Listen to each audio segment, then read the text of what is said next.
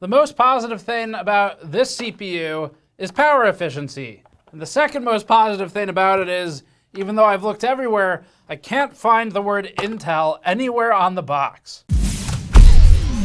Today we're reviewing the AMD Ryzen 7 9700X. It's an 8-core, 16-thread part. This is on the Zen 5 architecture, and we would also be posting an R5 9600X review, except our 9600X has lots of problems, which I actually can't remember a single CPU review that we've ever done where we had enough problems where it prevented a review entirely. So we'll talk about that briefly, but that's more of a 9600X review thing. Anyway, we actually had some memory challenges with the 9700X as well, but we were able to work around them. Considering that AMD recalled these CPUs prior to even launching them, it's not a surprise that this launch has been a complete mess in some ways. Although there are stories about the recall being due to a typo on the IHS, AMD definitely had some problems with hitting the clocks on at least its 16-core parts, if not some of the other ones. So we know that that was a problem, at least to the best of our ability to know it. Would be kind of crazy to recall all of them otherwise. The typo thing, I don't know if that's real or not. I haven't looked into it, but it just kind of adds to the general ambiance of being a mess. Next week, AMD will be launching the 9950X 16-core CPU, 9900X 12-core CPU. Today, it's launching the 9600Xs. The 9700X will be $360, and then the 9600X is going to be $280, which is actually a relatively large jump over where the 7600X is today. These socket into the AM5 platform and they use existing chipsets, but they will be followed shortly by new chipsets in the 800 series like X870E. We covered that and the architectural differences in a previous video that we'll link below if you want to learn more about the basics. But today's focus is going to be on the performance. Before that, this video is brought to you by Height and the Y70 case. The Height Y70 case has a lot of polish and heavy attention to detail on the finer points. The case can fit radiators that are massive in depth to the side mount, has cooling in the floor of the case for direct intake to the GPU, and tries to find a balance between structural support of dust filters without obstructing too much intake. The Y70 is a follow-up to the popular Y60, which got Height to where it is today with its cut-corner tempered glass cases. The Y70 also comes in unique new color combinations in addition to the existing white and black. Learn more at the link in the description below. Let's start with quick market prices just so everyone's up to speed on what's available right now. So, quickly checking Amazon and Newegg in the US, and keep in mind the 9700X is $360. The relevant ones we think are for AM4 users. The 5700X3D is a good upgrade at $209, sometimes on sale for $180. 7800X3D is going to be better for gaming in many of the cases than the current Zen 5 CPUs and costs $375.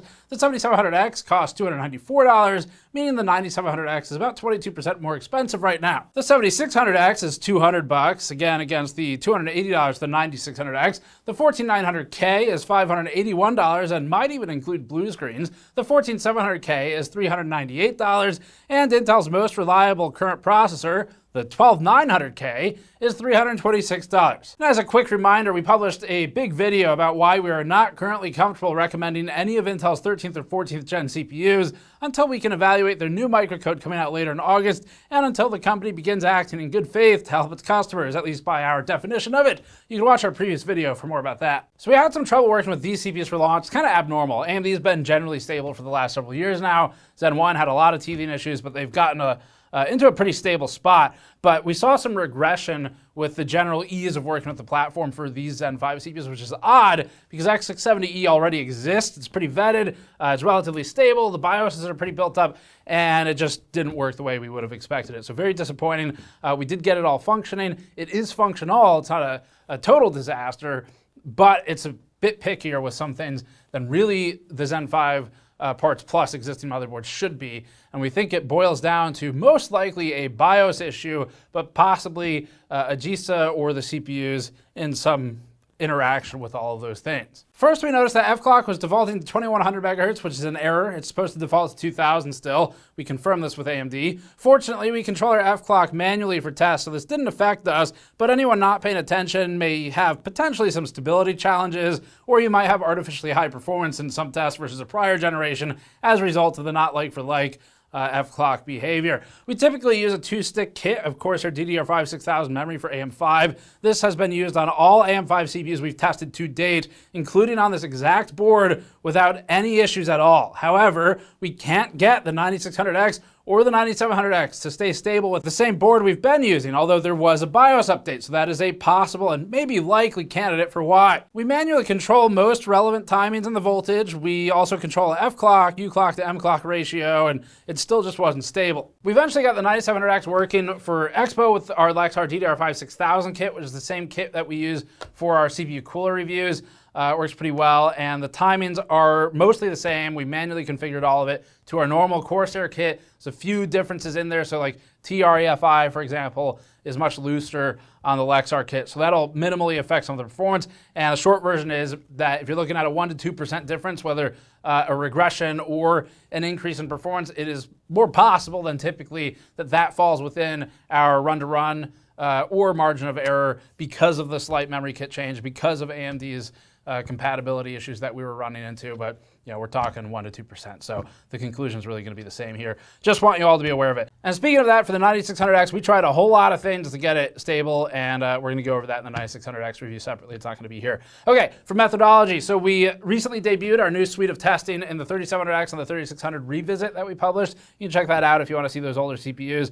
And here's a list of the games we're currently testing. So not every one of these will appear in every review. We sometimes rotate them out temporarily if the game updates and renders the existing data incomparable, like what happened with Rainbow Six recently. All the games here are from 2024 or 2023, with the exception of Total War Warhammer 3, which is 2022, Stellaris, which is 2016, Rainbow Six from 2015, and these have continued to receive updates. Stellaris actually remains really important for evaluate sim time rather than just frame rate. Here's a list of our current production and workstation tests. The main addition here is Spec Workstation. Otherwise, everything's mostly the same as it has been. It's just we've updated it all to newer versions, the newest versions of the software. Spec Workstation has become a standardized test for us and is part of our CPU reviews now. However, it is still in experimental phases, meaning we're still determining how exactly we want to use it, test it, and it follows its use in our Threadripper reviews previously. And here's our list of miscellaneous tests we do, such as thermal power and frequency logging. And then finally, we removed this list of CPUs from our data for this review today. We have these tested, but we removed them because the charts are too crowded and difficult to read, and we had to make some choices on what to cut. Also, we're still validating some of the results, but these will go live in a separate MegaCharts piece soon. So if you want to see any of these, we've got them done. We'll be publishing it hopefully within the next couple weeks. And all of this information is available on the website, free of third-party ads, on gamersnexus.net. In the Living Documents page for our general test benches and methodologies, it doesn't contain the full paragraph format written details, as we're still building it all out, but it has most of the basics for you. You can check that page for updates on what we're using lab-wide, and that'll give some component information like memory kits, motherboards, and so on, and then we'll run some methodology videos as soon as we can find the time to put them together. And you can support our efforts on that page and keeping the website without any third-party ads by going to store.gamersnexus.net and using code THISISFINE to get 10% off. To get 10% off of any orders right now on things like our brand new solder mats in different colors, like red, green, and yellow in addition to blue. All right, let's get into the data. We'll start with power consumption and efficiency, seeing as that's the most promising aspect of Zen 5. This is tested in an all-core Blender workload that's intended to max out the power measured after 5 minutes at least, which ensures that any tau-based boosting behavior on the older Intel CPUs is in effect. The 9700X pulled 88 watts at the EPS 12-volt cables, which has it equal to the non-X 7600 and 7900 CPUs and similar to the older 3700X. The 7700X pulls significantly more power at about 150 watts. This will be important throughout the review because there are times that the 9700X slightly regresses or equals the 7700X, and that'll be from the company's choices on power limiting and boosting. In the very least, it's a significantly lower power part. Whether that's an improvement depends entirely on performance. For reference, the 14900K was pulling about 287 watts with our original review microcode, ranked right alongside the 14700K. The Threadripper 7980X was at about 352 watts for significantly more all-core performance. Now for efficiency. This informs us how much work is completed per unit of power. We're looking at total energy consumed as a formula of power and time for this. Ultimately, it results in watt hours. This test is interesting because the part that completes the work the fastest isn't necessarily the most efficient, and actually often it isn't. In this test, the 9700X is now our new chart leader for all-core efficiency. It gets the work done using the least amount of energy, making it the most efficient on this chart. We're effectively normalizing for 1 unit of work, and it's the same unit for all of these CPUs, allowing us to mostly isolate for the efficiency. The previous leader isn't present. That was the 7950X in eco mode. In terms of things running out of box though, though, the 9700X leads. The 7800X2D is next for its low power consumption. The older 5950X remains impressive as well. Intel remains one of the least efficient in general on this chart when you look at something like the 14900K or the 14700K, which are down towards the bottom for the out-of-box settings and Intel's quote-unquote recommended defaults, whatever that means. All-core frequency testing is next. These tests are important for understanding the application performance later, and prepare to be disappointed. Testing with all threads engaged, the 9700X ran at an average all-core frequency of about 4440 to 4480 MHz, with frequent spikes above that in a deviation from typical Ryzen boosting behavior. This is a remarkably low all-core frequency and is a result of the default power limits imposed on the CPU by AMD.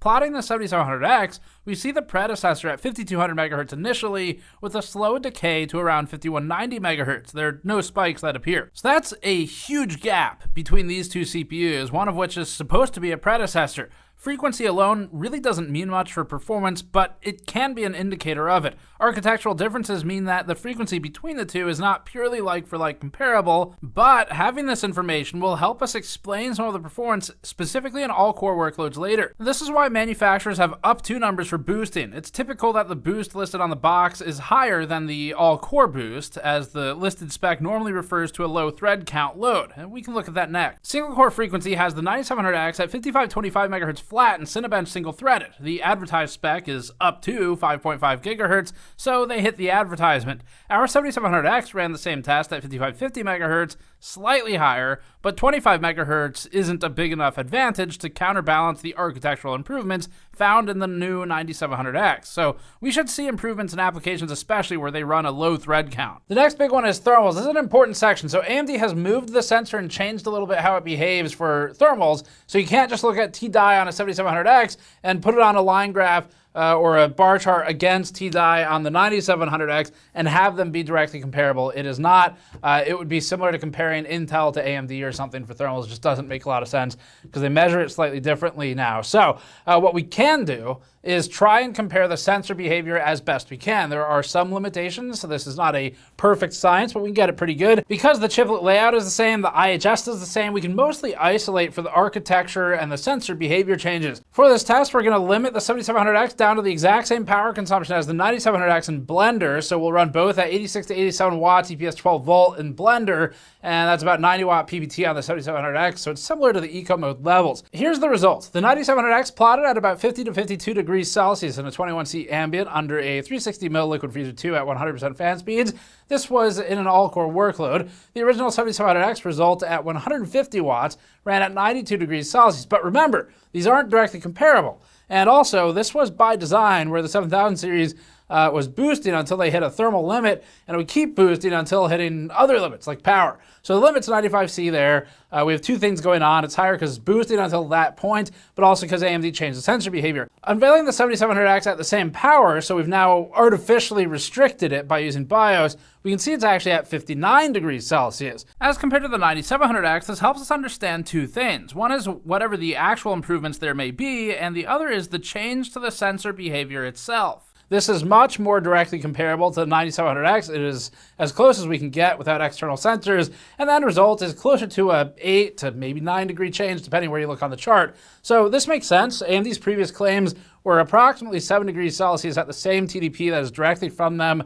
We're actually remarkably close for this approach, so this would be the closest we can get to a real comparison. And although it'd be one hell of a story to say that they reduced it by 40 degrees, it's really just not that simple. Starfield is absolutely embarrassing for AMD, kind of like how it was for Bethesda, which makes sense because AMD and Bethesda partnered on Starfield to make sure it was equally disappointing. In reality, the 9700X is about equal to the 7700X here. Technically, it's a little bit below. This may explain why AMD stalled this CPU launch, though, just like Starfield stalled its launch and should have stalled it by about 6 more years. We've seen this with AMD in the past. Notably, the 5950X and 3950X in some production tests were equal, but this is just sad for the 9700X. It would have to be a good deal cheaper to really matter. The higher spec memory helped it here, but remember that applying the same memory to the 7700X would likely yield another result nearing equivalence. Still, this is one of the few games where we saw uplift on the 9700X with the faster memory spec, just not against the 77. Either way, the 7800X3D didn't seem to benefit much from it, but this is consistent with less reliance on memory in general due to the larger cache. As for Intel, there's a large block that leads the 9700X, including the 14600K, 13700K, 14700K, and 14900K, and the benefit is, in this game, you wouldn't be able to tell if the blue screen is from the game or from Intel's stability problems. And as for the 7800X3D, it's above all of these. Final Fantasy XIV Dawntrail is up now. This is a brand new 2024 update to Final Fantasy XIV, and it includes a complete overhaul of graphics and other systems. It also totally changes how AMD and Intel behave on these charts in relation to each other. The prior versions of this benchmark often had Intel in a different positioning. The 9700X landed at 330 FPS average at 1080p max, which has it 6% ahead of the 5700X3D's 311 FPS average result. The lows are proportional to the average and otherwise uninteresting. This makes the 9700X as worse than the 5600X3D. As a reminder, the 5600X3D has a higher boost clock than the 5700X3D by 300 MHz, so in games where the clock helps more than the extra cores would, it'll outperform the 5700X3D. This is normal behavior, even though the naming looks weird. But that's what we're seeing here. In either case, the 9700X ends up in a boring position. It's below the 2-generation-old 5800X3D, which leads by 4%, and it's behind the 7800X3D, which leads by 10%. Intel runs worse than cheaper AMD CPUs here, even ignoring the uncertainty of the inbound microcode update. It just really isn't competitive, so we'll move on. At 1440p, we're bringing in a GPU bind to the top of the chart that limits performance scaling of the CPUs. This also makes the data less useful at the top because it'll clip the upper bound of the frame rate and bring down the average. The 9700X ran at 273 FPS average, which had it about tied with the 7800X3D, and the 14900K, and the 5600X3D, and the 5800X3D, and the 14700K, and the 5700X3D, and so on. The lead over the 7700X is real, but it's not meaningful. It's 3.9%. Baldur's Gate 3 is up now. The 2023 launch saw worldwide success, and we've fully incorporated it into our CPU testing. The 1080p medium result is tested in a carefully selected area of the city that creates a heavy CPU bind. The 9700X landed at 107 to 108 FPS average with both kits of memory. The 5700X3D has a technical but indistinguishable lead, and the Intel lineup mostly clusters around 114 FPS average, which makes sense because the entire Intel lineup right now is a giant cluster. The 7800X3D with our default memory leads the 9700X by 23% here, with the 5800X3D ahead by 10%. As for things the 9700X is better than, it leads the 7700X by 8%. Older CPUs like the R5 1600 and R7 1700 ran poorly in this game, and so we removed them from the dataset. You can see the 2700 and the 2600 for prior generation comparisons, though they were just above our cutoff for performance. Generationally, the 9700X leads the 2700 non-X by 101%, the 3700X by 58%. The 5700X hasn't been retested, but it would be similar enough to the 5800X to use as a proxy, and that one allows the 9700X a lead of 30%. Dragon's Dogma 2 is up next. This one is from 2024, and it's a remarkable CPU benchmark for its NPC load. Not necessarily because the game's built well, but it does load the CPUs. Our testing includes the game's recent patches that claims to improve performance. The 5700X3D is back to leading the 9700X in this one, and actually so is half of the rest of the chart. The 9700X is only ahead of the 7700X by 1.8% here. The 5800X3D leads the 9700X by 9% or so, with the 7800X3D leading it by 21% at 109 FPS to the 90 FPS of the newer CPU. Compared to older CPUs, the 9700X leads the 1700X by 86%, the 2700 non-X is led by 72%, the 3700X by 47%, and the 5800X by 21%. Intel's 14700K is ahead of the 9700X by 14% here, though we don't know what Intel's microcode will do, just as a reminder. The 6400 kit had no meaningful change from the 6000 kit for the 9700X in this particular game, but that's not always the case. F124 is up next. The 24 stands for 2024. We're not sure what that stands for, though. At 1080p high, the 9700X ended up at 380 FPS average, with lows mostly proportional as far as AMD's devices go. Intel's 14900K has a slight advantage in 1% and 0.1% lows here, but not in a way observable to a human. The 9700X with DDR5 6400 improves to 400 FPS average, which is a jump of 5%. The 7800X3D didn't benefit from the same memory bump, but it still leads the 9700X by 20.5%. Compared against the 7700X, the 9700X was 4% ahead. It's not very exciting. The 14700K trails the 9700X, and it leads the 7700X, landing right in the middle at the time of testing. As for the 5700X 3D, that one falls below the 9700X and 7700X in this game. The 5800X 3D is, however, still better than the 9700X with equivalent memory, and it ties the DDR5 6400 result. At 1440p, the GPU restriction limits frame rate to 370 FPS average on the fastest device here, which ends up being the 9700X by a technicality. Its rank is shared by the 7800X 3D, both are bottlenecked by other components, so these could be thought of as the same here. Otherwise, the chart mostly scales as before, except with the top performing devices having the max frame rate trimmed, thus reducing the average. Stellaris at least shows uplift. Although extra cache via X3D helps in some situations, like the large 5800X 3D improvement over the 5800X, which is a reduction in time of 11%, it has never helped as much at the very top of the performance range in this test. We become bound elsewhere. For this reason, the 7800X 3D isn't as impressive a jump, leaving the 9700X the leader with a sim time reduction of 3.9% over it. Against the 7700X, it's a reduction of almost 3 seconds to the 97, or a somewhat large 9% drop. And that's reduction from the longest to the shortest of these two sim times.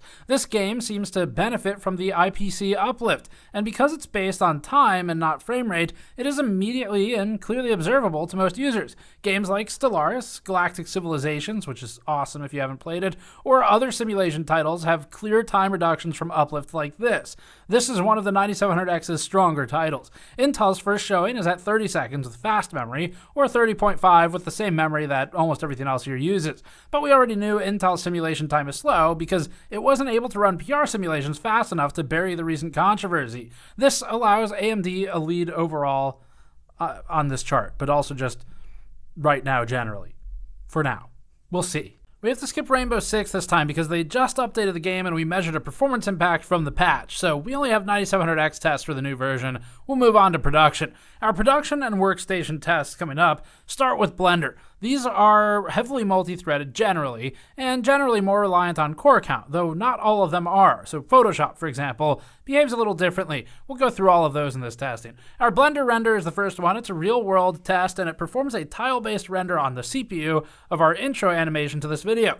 The render requires 13.2 minutes on the 9700X for one frame, which roughly ties it with the 7700X. That's unfortunate. Stellaris already showed us the opposite of this, where the performance of fewer threads matters more for the 9700X. Here, however, the impact is lessened because the workload distribution across all the CPU cores minimizes the difference. X3D doesn't matter in this particular test, so the non-X3D parts generally perform better since they tend to have higher clocks than the X3D counterparts. Sadly, for the 9700X, it's outperformed by the 5900X of a few generations ago, which has benefited more by the core count than the 9700X can make up for with frequency and architectural improvements.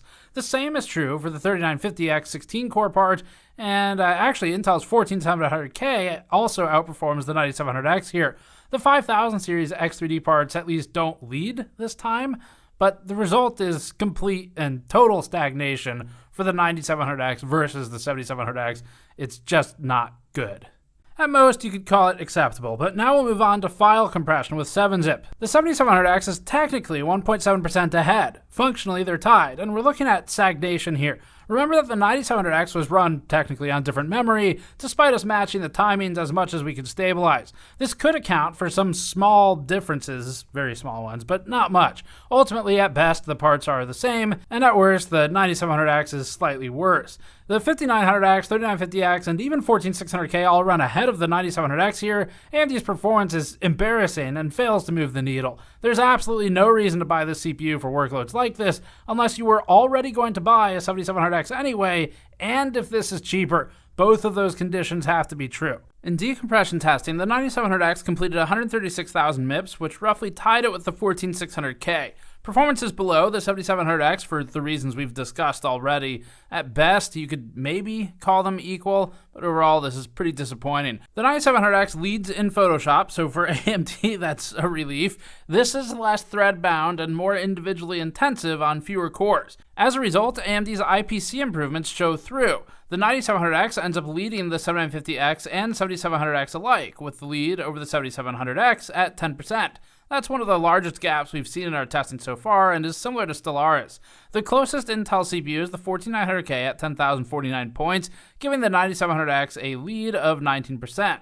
Against the original 1700X, the 9700X leads by 130%, and that was an era when AMD was disadvantaged on clocks, manifesting in disproportionately bad Photoshop results. Adobe Premiere is up now. The Puget aggregate score is a combination of editing tasks such as filters, time warp scales, raw performance, interframe performance, and more. This one favors the 14900K, which has an overall score of 10,715 points in aggregate, or 14% higher than the 9700X. The 9700X is at least ahead of the 7700X in this one, boasting an unbelievable, breathtaking 3.2% lead. It's truly mind-blowing what AMD is able to achieve in just 2 short years. It's almost as much as what Intel achieved with each year of its 14nm era. Maybe we could start adding pluses to these CPUs for the next round. Code compile testing is up next, compiling Chromium for a heavy and extended workload. The longer runtime of this test allows us to better see the impact of things like boosting behavior. The 9700X ends up slightly ahead of the 7700X again, this time with a 3.3% compile time reduction. That's exciting. The 13600K is faster here, but what's even faster than that is if it blue screens while compiling. Intel's 14900K and 14700K also do well in this test, with the 7950X and X3D leading. Rodinia CFD is next. Our observation of this one is that it likes core count and frequency with less emphasis on cache and reduced on purely cores. It's a balance. The 9700X has one of its larger leads over the 7700X in this one at 10.7%. Intel is, relatively speaking, dominating here. Next up are the Spec Life Sciences and Biomedical tests. The Spec Life Sciences and Biomed LAMMPS test is described by spec.org as, quote, molecular dynamics simulator that consists of 5 tests simulating a variety of molecular properties. In LAMMPS, we're seeing regressive performance again. It doesn't happen often, but the 7700X's results here at 4.45 leads the 9700X by 2.5%. Some of this may be due to the slightly different memory timings that we've already talked about as a result of the memory compatibility troubles, but that shouldn't account for the whole difference. The 9700X is just disappointing compared to the 7700X in this one. All right, so wrapping this up, this is a pretty big review. We could break down really simply though. Intel has been working really hard this past year.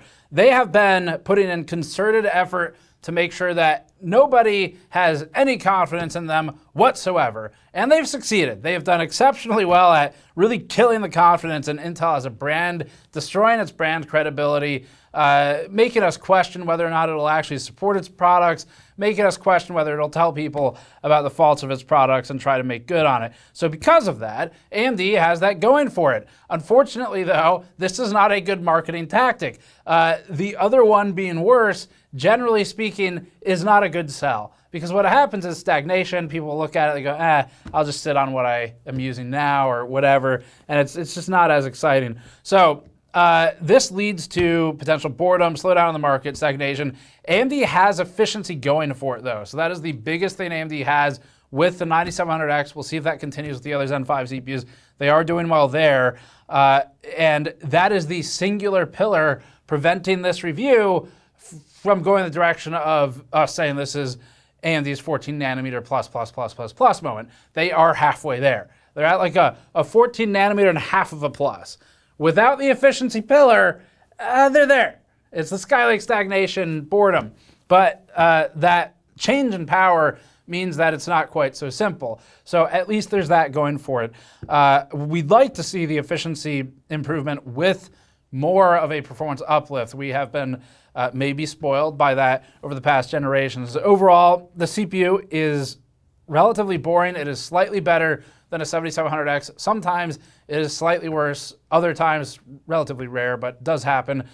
And the biggest changes we're seeing in meaningful applications are like 10%. And that is not the norm. So the efficiency is exciting in a way. We just think AMD probably should have found a better balance between efficiency and performance to try and get a little bit of both without just sort of min-maxing on the efficiency side.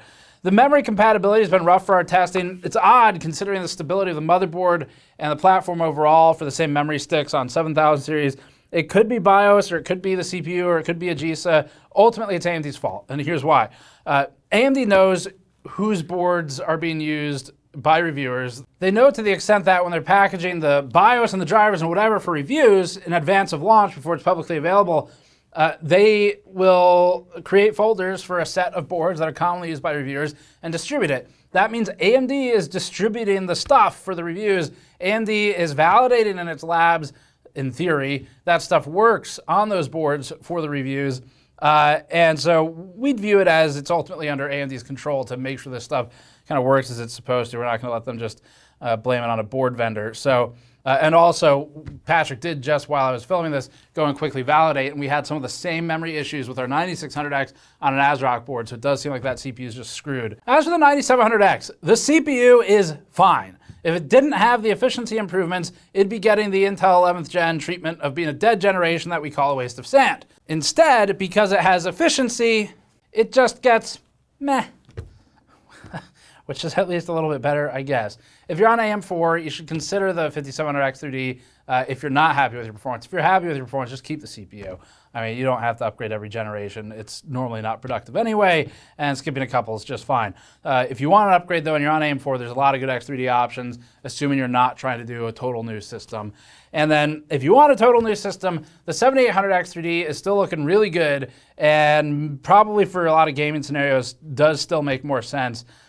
As for Intel, we'll reevaluate the company's processors when the microcode ships and when they get their shit together. And just really thinking aloud here, you know, the 9700X, it's okay. But the reason this is disappointing is just because of how much AMD has totally flubbed and squandered the opportunity here. Intel is down, and it's really screwing up.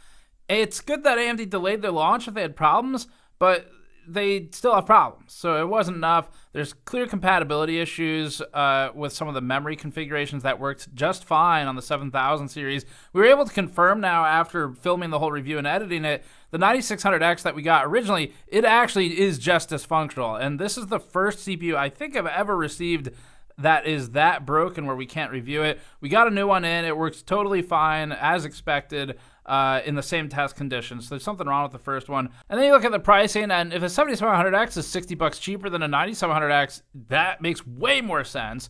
The value is not there for the 9700X versus AMD's own existing inventory. The 7800X 3D at a similar price to the 9700X makes way more sense for gaming scenarios. And so the 9700X, there's really just no reason to buy it right now, we think, compared to AMD's own alternatives. So they've kind of squandered this launch and flubbed the opportunity to really try and impress everyone when Intel is down. With the exception of efficiency in the 9700X versus the 7700X, but the 7800X 3D is basically just as, technically actually more efficient in its intended use case gaming scenarios than the 9700X. That's it for this one. The 9700X, like I said, whatever. I mean, it's boring, but it's not a total disaster, and it's got good efficiency. So it's a little bit cooler as well. So that's it. Thanks for watching. Subscribe for more. Go to store.gamersnexus.net to help us out directly. You can grab one of these shirts, which are actually going to be shipping pretty soon. And then we also have the red, green, and yellow soldering mats alongside our blue. It's been really interesting to see the popularity of them. I actually thought red was going to be the most popular just because it's such a bright, vibrant pop that we got on it. So far, though, most of you are buying green. In fact, green is moving, I think it's pretty close to 2x red and yellow. So what I could say is all of you in our audience must be NVIDIA shills. That's what it means, because green's the most popular solder mat color behind blue, which I guess makes you Intel shills as well. That's just, you know, we got to do something about that. Thanks for watching. Subscribe for more. We'll see you all next time.